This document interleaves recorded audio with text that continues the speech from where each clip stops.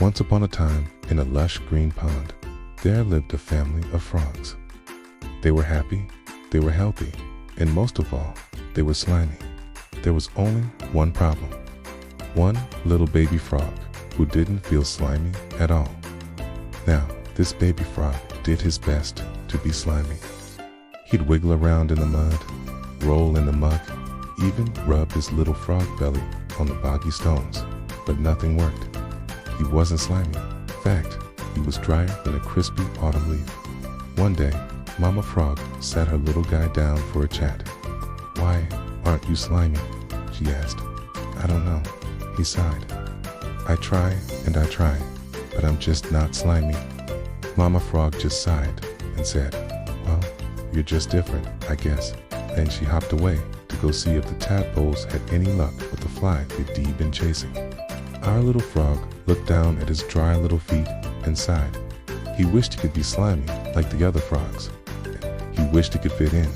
Suddenly, he saw a worm squiggling past him. "Hey, wormy, how come you're so wiggly?" he asked. "I'd rather be wiggly than slimy any day," replied the worm. "Okay, being slimy is just so boring. Look at me, can wiggle under this log without even getting wet. I can wriggle into this mouse hole for a nice, cozy nap.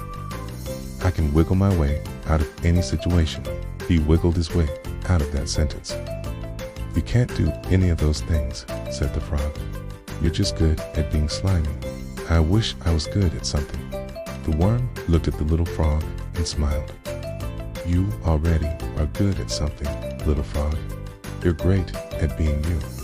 The worm wriggled under the log and disappeared. Now, the little frog thought about what the worm had said.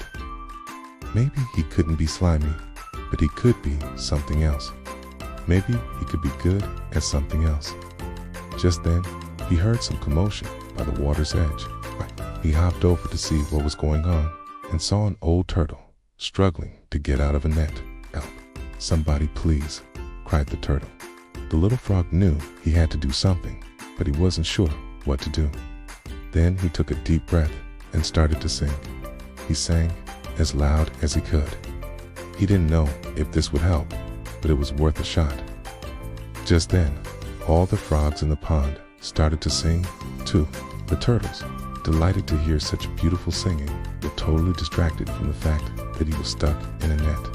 With all the singing, the little frog hopped into action. He started to pull on the net with all his might. Soon, the turtle was free. "Thank you, little frog," said the turtle. "You saved my life." The little frog just smiled. Maybe he wasn't slimy, but he was strong and he could help others. And that made him feel good.